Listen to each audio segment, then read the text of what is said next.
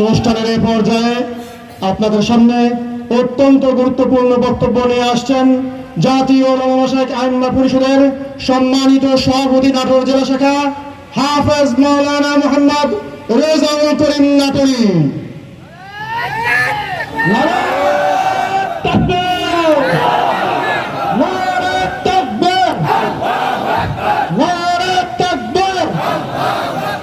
نحمده ونصلي على رسوله الكريم أما بعد فأعوذ بالله من الشيطان الرجيم بسم الله الرحمن الرحيم وأطيعوا الله ورسوله ولا تنازعوا فتفشلوا وتذهب ريحكم واصبروا إن الله مع الصابرين। সম্মানিত সুধী, আল্লাহ সুবহানাহু ওয়া তাআলা বলেছেন, তোমরা আল্লাহর আনুগত্য করো, রসুলের আনুগত্য করো, ওয়ালা তানাজাউ, তোমরা ঝগড়া বিবাদ করো না, নিজেদের মধ্যে মারামারি কাটাকাটি হানাহানি করে দূরত্ব সৃষ্টি করো না। ফাতাফশালু, তাহলে তোমরা সাহস হারিয়ে ফেলবে। ওয়াতাযহাবা রিহুকুম, সাহস হারিয়ে গেলে কি হবে? তোমাদের শক্তি চলে যাবে। মারামারি কাটাকাটি ঝগড়া বিবাদ বন্ধ করে তোমরা এক এবং নেক হও। অসবিরু, আর ধৈর্য ধারণ করো। ইন্নাল্লাহা মা'আস সাবিরিন, নিশ্চয়ই আল্লাহ তাআলা ধৈর্যশীলদের সঙ্গে আছেন। তোমরা টেনশন করো না, স্বৈরাচারী দূর হয়ে গেছে।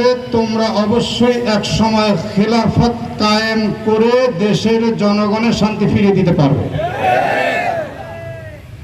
এখন প্রশ্ন হলো, বর্তমান অনেক হলুদ মিডিয়া, লাল মিডিয়া, অনেক দল ভালো সাজার জন্য টক শোতে পর্যন্ত এবং বিভিন্ন অপপ্রচার করে বেড়াচ্ছে, মৌলবাদীরা যদি ক্ষমতায় আসে তাহলে এ দেশের মানুষ হা করার চান্স পাবে না। এ দেশের মানুষ পদে পদে লাঞ্ছিত বঞ্চিত হবে।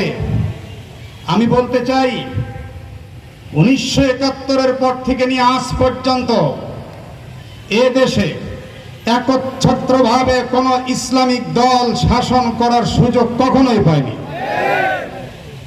তবে মানুষের কাছে এই ভুয়া বুলি আউড়িয়ে লাভটা কি? ইসলাম শাসন করলো কবে আর লাঞ্ছিত হলো কবে?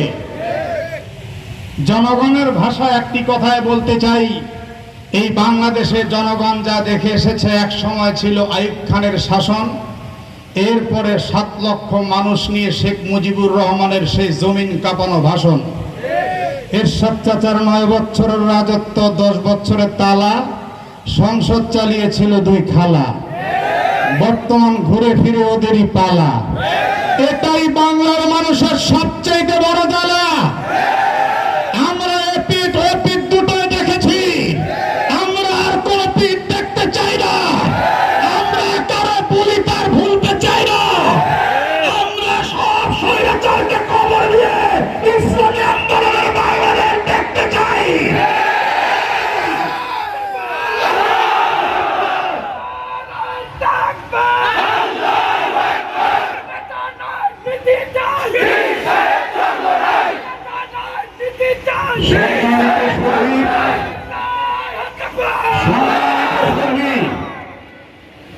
টকশোতে বুলি ওড়ানো হচ্ছে।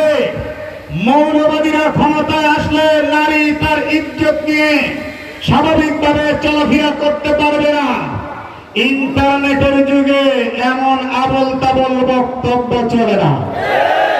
বর্তমান বিশ্বের মডেল আফগানিস্তানে ইসলামী হুকুমত কায়েম করে বিশ্ব মডেল হিসেবে দেখিয়েছে।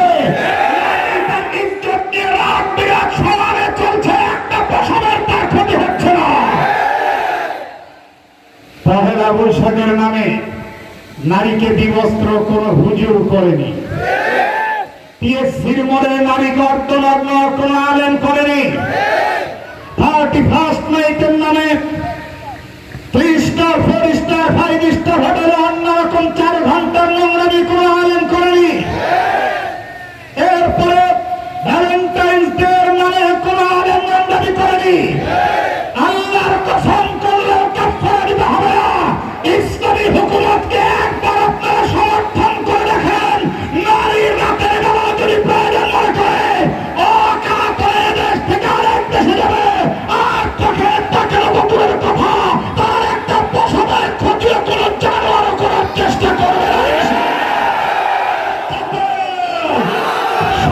তো শুনি আমাদের দেশের শিক্ষানীতিকে তারা শেষ করে দিয়েছে। বলে ওরে ভাই ভাববেন এত জোরে লাফাও কেন, কিরিং কিরিং সাইকেল চালায়, তোর কপালে জুতার বাড়ি। শয়তান, এটা নিয়ে কোনোদিন কোনো মানুষ হতে পারে না। ভাববেনের শিক্ষা গ্রহণ করে একটা আরেকটার গায়ের উপর বড় উঠতে পারে। এই শিক্ষাকে আমরা লাঠি মারলাম। ইসলামী আন্দোলন যদি ক্ষমতায় যায়, ইনশাআল্লাহ স্কুলে পড়া প্রত্যেকটি মানুষ আল্লাহ ওলি হবে ইনশাআল্লাহ। খাদ্যের ব্যবস্থা বলেন, কোরআন তার সাক্ষী। সূরা ইউসুফের খবর আপনারা জানেন। 7 বছর দুর্ভিক্ষ হওয়ার পরেও হযরত ইউসুফ আলাইহিস সালাম কিভাবে মানুষকে দুর্ভিক্ষ থেকে স্বাভাবিক অবস্থা নিয়ে এসেছেন। কোরআন কিন্তু সামনে উপস্থিত। ইসলামী আন্দোলন কোরআনের বাস্তব রূপরেখায় দেখিয়ে দিবে দুর্ভিক্ষ দূরের কথা, জনগণের খাদ্যের অধিকার কেমন করে প্রতিষ্ঠিত করতে হয়। এরপরে বললেন অর্থনৈতিক ব্যবস্থা। চুরি করছেন আপনারা, বেগম পাড়া আমাদের কারো বাড়িতে। সুতরাং মোস্তাক ফয়েজী পীর সাহেবের